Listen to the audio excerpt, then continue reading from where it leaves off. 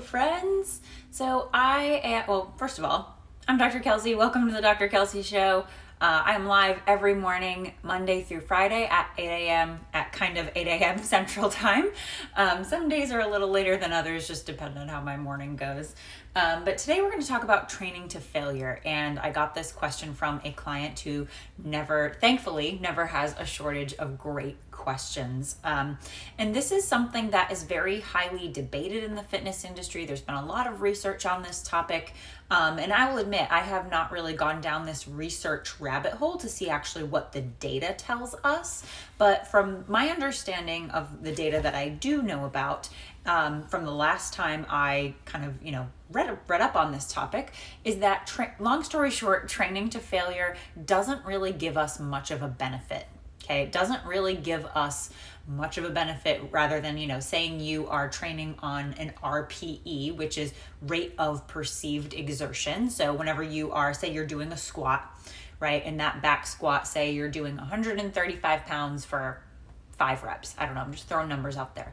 And after you're done with that set, you go, whew, that was tough. That was like a 7 out of 10, right? About that 70% of your, what would be like going all out, going to failure, right?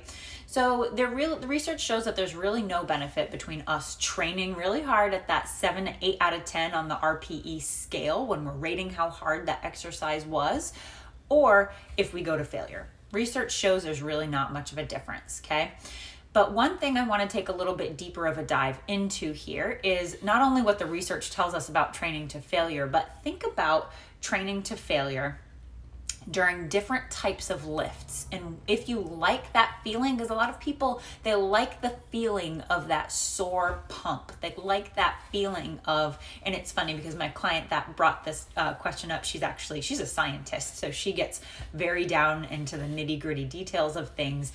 And she, when she asked the question, she was like, I understand that there's hydrogen ion buildup involved in when you, get this pump and and she's talking about hydrogen ions, so, some people like that hydrogen ion, that acidity buildup, that feeling, and that's okay. That's fine. It's probably not going to hurt you unless, and this is what I want to bring up when it comes to training to failure, is that you have to really take care to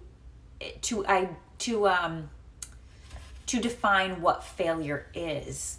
Right? So in a move like a back squat, since that was the example I've already used, in a move like a back squat, failure, in my opinion, my professional opinion, failure is breaking form. So that could mean in the bottom of the squat, maybe your knees start to cave in, right? Maybe at the bottom of the squat, when it gets real hard, your knees start to cave in and you're putting a lot of stress on the ligaments in the knee joints, right? Maybe that means that when you're in that back squat, you start to round your back forward, right? You're breaking your form. Maybe that means in the back squat, maybe your hips are a little off and you're kind of leaning to one side, right? In a movement that is a complex multi-joint movement like a bench press, like a squat, like a deadlift, anything big and compound, you have to be very careful to define failure, because if that weight is heavy enough, you training to failure can very easily result in injury. And that is what we don't want. So that's something that red flag for training to failure. You want to be very, very careful of that, okay? Something like a bicep curl or a tricep extension, or maybe you're doing those cute little booty band workouts type of thing. Those movements you can train to failure pretty safely, right? Not a lot of people, of course, are there exceptions to everything? Of course. But not a lot of people are going to train to failure in a bicep and blow out their bicep tendon, right? That's going to be more a result of a weight being too heavy, not you going to failure. Right? So movements that are singular joint, so if one joint is moving, you can safely train it to failure. Is it going to make a difference in your training and in your amount of muscle mass you have? Probably not, but it's it's safe to train to failure. You're not going to be at a huge risk of injury, okay? So that was a great question, Whitney. Thank you so much for asking. If anyone has any questions, just drop a comment here or shoot me a DM. I love getting questions from you guys, and to be honest, that's where a lot of my content from my lives comes from. So if you have something you want me to address, please, please, please let me know. And I will see you guys on Monday morning. Thank you so much, and cheers. Happy Friday. Bye.